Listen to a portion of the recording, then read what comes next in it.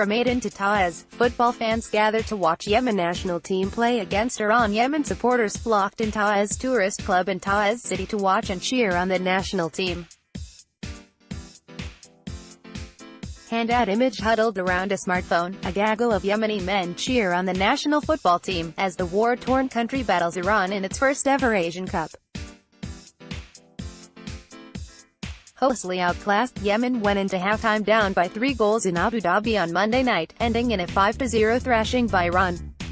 Given the parlous state of football in Yemen, where players have been kidnapped by extremists or gone off to fight in the civil war, just qualifying for the Asian Cup was an astonishing achievement for Yemen. As kickoff grew close, the country readied itself for the game. In Aden, Sinan al-Rawani and his neighbors gathered to watch the game on his phone.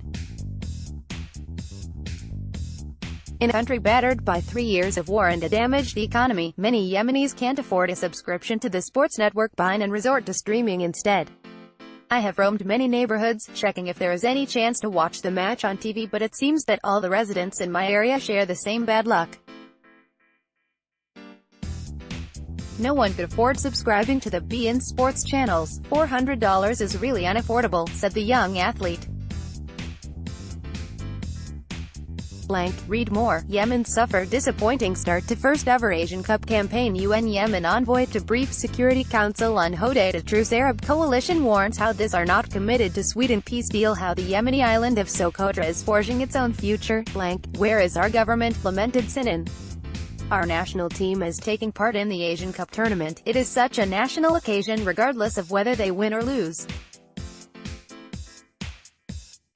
We are really eager to watch their matches and cheer them on. It doesn't cost anything for the government to erect screens in the streets where we can go to watch and support our team. On the small flashing screen, the commentator narrated the game in Spanish.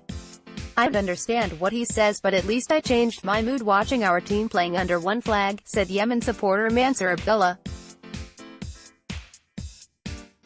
This reminds me of when we were living in peace. We really miss such nice days when we flocked together to cheer on our national team all together in our street.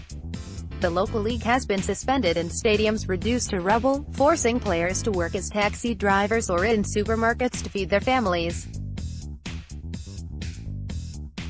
Other Yemen national team players have died, among the tens of thousands killed in a conflict exacerbated by famine and disease.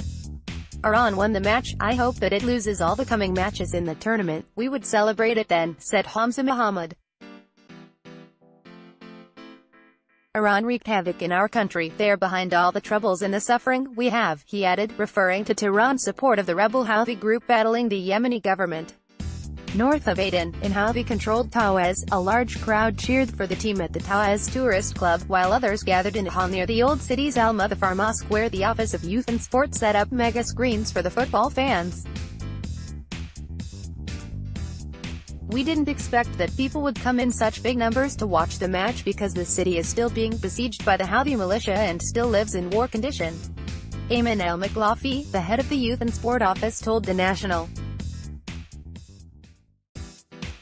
Thousands of supporters flocked to the places we allocated for watching the tournament. They kept chanting and cheering on the national team with all their feelings, said Mr. al-Maklafi. However, they were expecting the loss because they know that our team was playing against a strong team. Mr. al-Maklafi is adamant that the unexpected attendance indicates the desire residents have to restore peace and stability to the city. Participation of the national team in the Asian Cup is such a big accomplishment because this is the first time they reached the finals since the war flared up in our country, Mr. al-Maklafi explained. His colleague, Mohsen Ali al-Bakri, is hopeful that football can repair what politics has ruined. Tonight we have seen one Yemeni team composed of players from all over Yemen play together under the Yemeni flag and chanting for one Yemen, he said. This is the value of football. Politics disperses and football unifies. That is the truth. Updated January 8, 2019, 6:16 p.m.